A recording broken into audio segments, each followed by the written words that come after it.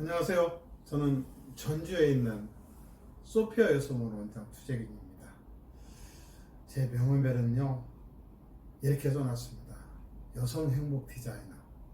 우리 소피아 여성원은 생명과는 직결되지 않지만 여성들의 삶의 질을 떨어뜨리는 요실금이라든지 또 뭐 성생활하는데 지장을 초래하는 그런 문제들을 해결한다든지 또는 소음순 성형 같은 것, 아무튼 좀 데리케이트합니다. 그 자체는 생명과는 직결되지 않지만 그런 걸 전문으로 하는 여성의원입니다.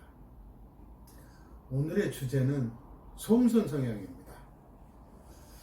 소음순 성형의 그 역사를 한번 살펴보면요, 제가 1987년도에 전북대학병원 산부인과 교수로 발령을 받았는데, 그러니까 지금으로서 몇 년 전이에요. 한 40년 됐네요.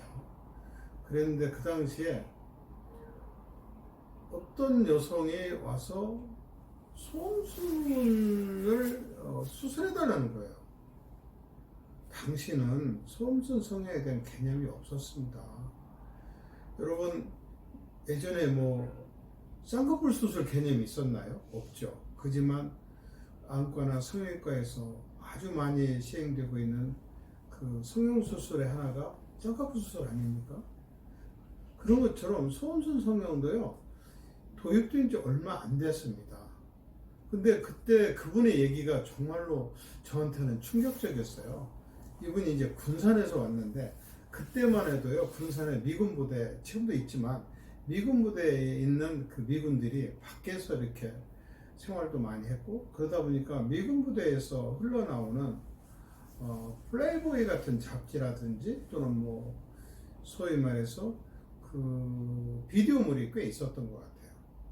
근데 좀 충격적이죠. 왜냐면 본인 보고 제가 왜 이거 수술을 하려고 해요? 그랬더니 자기는 자기 남편하고 같이 그 비디오를 보는데, 그 소음순 부분이 저렇게 예쁘게 생겼는데 당신 것은 왜 이렇게 밉냐고, 저렇게 예쁘게 만들어 달라고 산부인과에 가서 찾아가서 얘기를 해라고 그래서 찾아왔다는 거예요.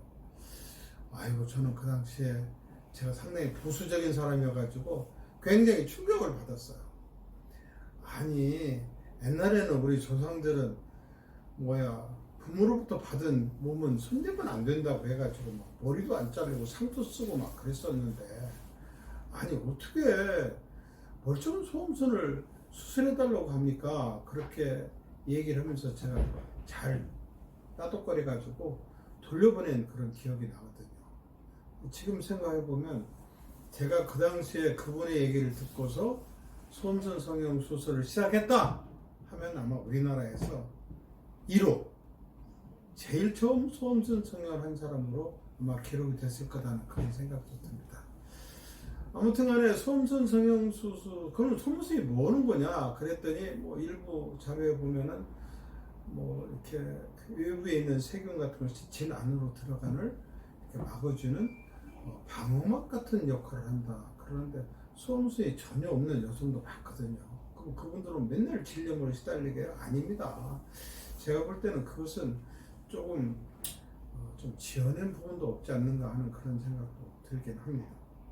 근데 어찌됐든 최근에 와서 소음순 성형에 대한 요구가 굉장히 많고요.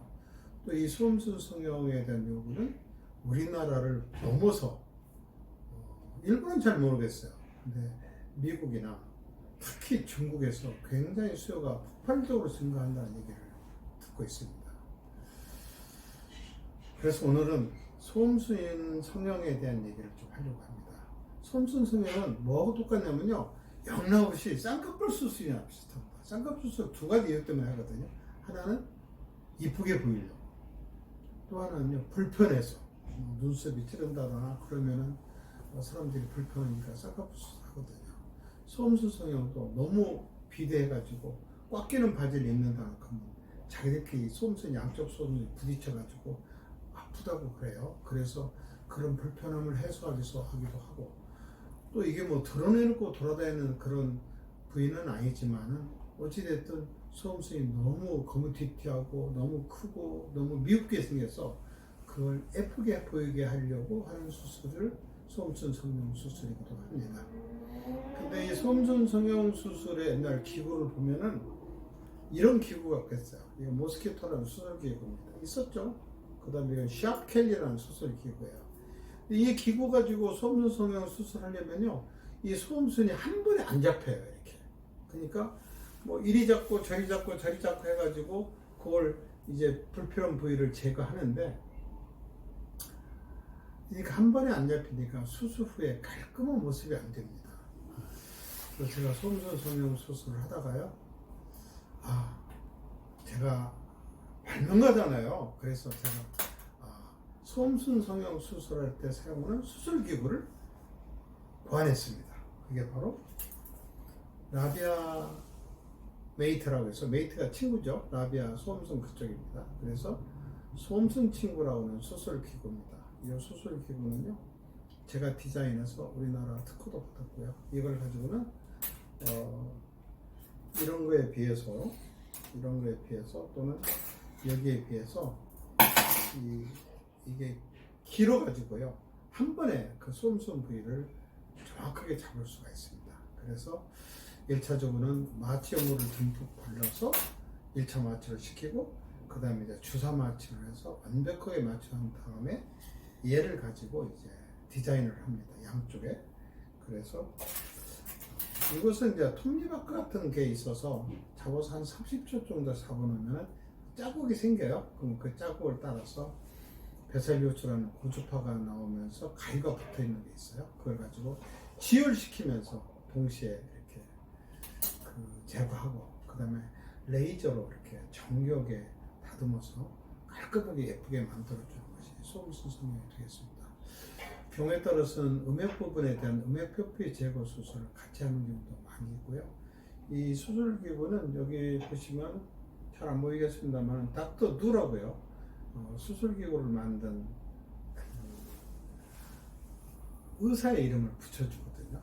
근데 그게 뭐 우리가 켈리, 히니 그런 것은 닥터 켈리가 만든 거고, 히니는 닥터 히니가 고안한 수술 기구로 그렇게 이름을 붙여줍니다.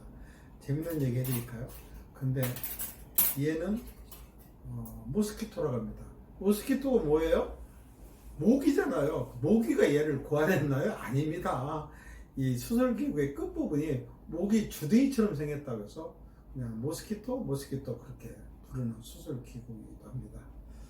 또한 이 라비아 메이트는 처음에 지금 소음순 성형 수술에 많이 이용을 하고 있지만, 경우에 따라서는요, 루프가 저 안쪽으로 말려 들어가 있을 때 잘 빼기가 어렵습니다.